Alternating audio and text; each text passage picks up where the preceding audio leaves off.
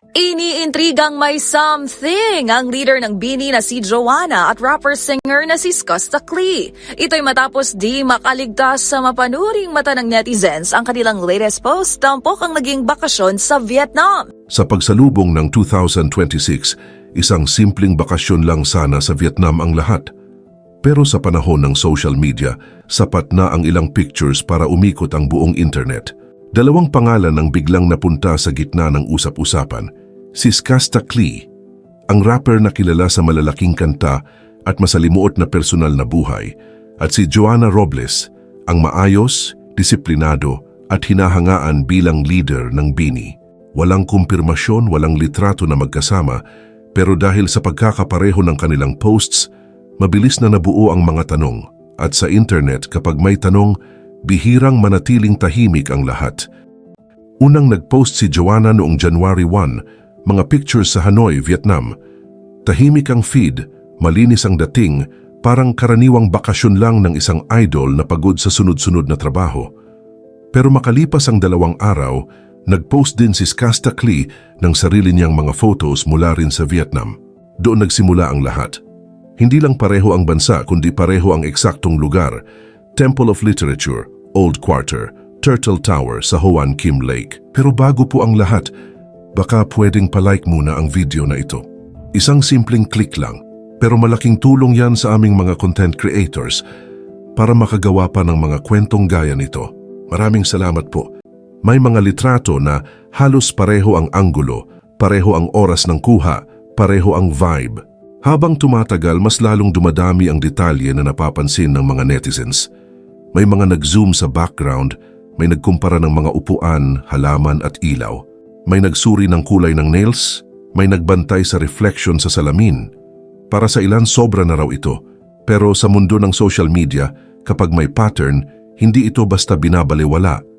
Lalo pang uminit ang usapan nang biglang burahin ni Skusta Clee ang kanyang Vietnam posts at ilock ang comment section ng Instagram. Para sa marami, iyon na raw ang pinakamalakas na senyales. Para sa iba, normal lang daw iyon para umiwas sa bashers. Pero sa mata ng publiko, lalo lang nitong pinatibay ang hinala. Samantala, nanatiling tahimik si Joanna. Walang interview, walang diretsyong pahayag, pero sa gitna ng ingay, nagpost siya ng mensaheng agad naging sentro ng diskusyon. 2026, I choose my own happiness, without guilt, without explanation. Sinundan pa ito ng pahayag na sapat na raw sa kanya na alam ng Diyos ang katotohanan at ang laman ng kanyang puso. Para sa supporters, malinaw itong paninindigan ng isang babaeng pinipiling unahin ang sarili. Para sa mga kritiko, parang sagot na raw iyon kahit walang malinaw na pag-amin. Dito na lalong naging mabigat ang issue dahil sa kung sino si Skusta Clee sa mata ng publiko. Bago pa man ang lahat ng kontrobersya, kilala muna siya bilang isang batang rapper na nagsimula sa hirap. Lumaki siya sa Tondo, dumaan sa underground rap scene, at nakilala sa husay sa freestyle at pagsusulat ng kanta. Hindi overnight ang kanyang tagumpay, taon ng grind, gigs at rejection ang dinaanan bago tuluyang sumikat.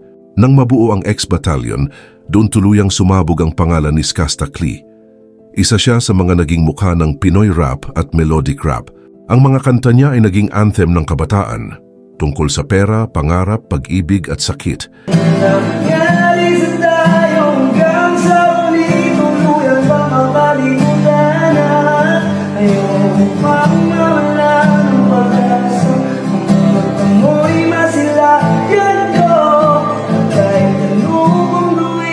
Milyon-milyong views sa YouTube, bilyon ang streams sa music platforms. Para sa marami, siya ang simbolo ng batang galing sa wala na umangat sa sarili niyang sikap. Pero habang pataas ang career, mas lalong naging lantad ang kanyang personal na buhay. Ang relasyon nila ni Zainab Harake ang naging pinaka-public at pinaka-pinag-usapang bahagi ng kanyang buhay. Sa simula, maraming fans ang kinilig. Isang rapper at isang vlogger, parehong sikat, parehong may solid na fanbase. Pero kalaunan, nauwi ito sa isa sa pinakamabigat na hiwalayan sa local showbiz. Noong 2022, naging emosyonal ang mga panayam ni Zainab kung saan ikinuwento niya ang umano'y paulit-ulit na panluloko, ang sakit ng pagiging buntis at ang pagkawala ng kanilang anak. Ang mga pahayag na iyon ay tumatak sa publiko. Hindi man nagsalita ng detalyado si Skasta, sapat na ang mga lumabas na kwento para mabuo ang imahe ng isang lalaking may talento pero may malalim na issue pagdating sa relasyon at responsibilidad. Diba, Daryl, ikaw, pwede bang kahit once lang sa buong buhay mo magpakalalaki ka naman? Magpakalalaki ka, magsabi ka ng totoo. Sinira ko yung studio niya. Totoo. Bakit? Pera ko yun. Pera ko yun, Daryl. Lahat ng resibo ng dito, lahat ng ginastos ko sa'yo, sa mga music video mo, sa mga parts ng sasakyan mo, sa buong PC mo, lahat yan, Daryl, lahat ng damit mo, lahat yan ako. Mula noon, hindi na nawala ang anino ng nakaraan. May mga babaeng na link sa kanya, may mga blind item, may mga screenshots at chismis. Sa tuwing may bagong issue, otomatikong binabalikan ng netizens ang nangyari noon. Para sa marami, mahirap nang paghiwalayin ang kanyang musika at ang kanyang personal na buhay. Para sa iba naman, unfair daw na habang buhay siyang ikulong sa nakaraan. Bukod sa love life, nasangkot din si Skasta Klee sa mga issue tungkol sa attitude bilang artist. May mga reklamo noon mula sa ilang event organizers tungkol sa late arrival o bigla ang pag-cancel ng shows. May mga online beefs at patutsadahan sa kapwa rapper. Para sa fans, bahagi lang ito ng pagiging raw at totoo niya. Para sa kritiko, patunay ito ng kawalan ng professionalism. Sa kabila ng lahat ng ito, nananatili ang isang hindi maikakailang katotohanan.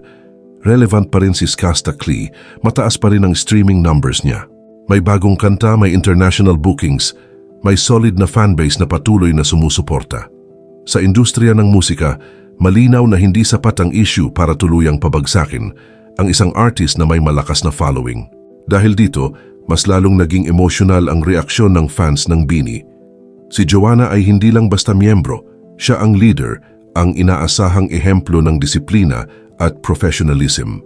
Kaya para sa marami, ang pagkakalink sa kanya kay Skasta ay parang banggaan ng dalawang magkaibang mundo.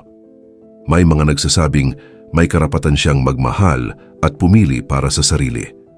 May iba namang naniniwalang bilang public figure, may responsibilidad siyang isipin ang epekto nito sa grupo at sa fans. Sa gitna ng lahat ng ito, nananatiling tahimik si Skasta Klee. Walang kumpirmasyon, walang denial. Tuloy ang trabaho, tuloy ang musika. Para sa ilan, ito ay pagiging tahimik para umiwas sa gulo. Para sa iba, ito ay pag-iwas sa pananagutan. Si Joanna naman ay patuloy na ginagampanan ang papel niya bilang leader. Pero ngayon ay may dagdag na bigat dahil kahit ang pananahimik ay binibigyan ng kahulugan. Sa huli, ang usap-usapang ito ay hindi na lang tungkol sa Vietnam trip o kung may relasyon nga ba o wala. Ito ay tungkol sa reputasyon na mahirap takasan, sa nakaraan na paulit-ulit binabalikan, at sa tanong kung hanggang saan ang karapatan ng publiko sa personal na buhay ng mga artista. Si Skasta Klee ba ay habambuhay na huhusgahan sa kanyang mga pagkakamali o may puwang pa ba para sa pagbabago? At si Joanna Robles ba ay isang idol na kailangang sumunod sa inaasahan ng lahat o isang babaeng may karapatang pumili kahit hindi ito tanggap ng karamihan?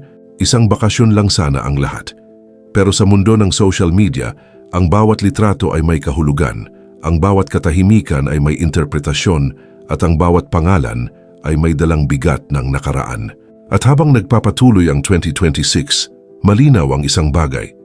Hindi pa tapos ang kwento at sa mata ng publiko, lalo pa itong hahaba bago tuluyang humupa.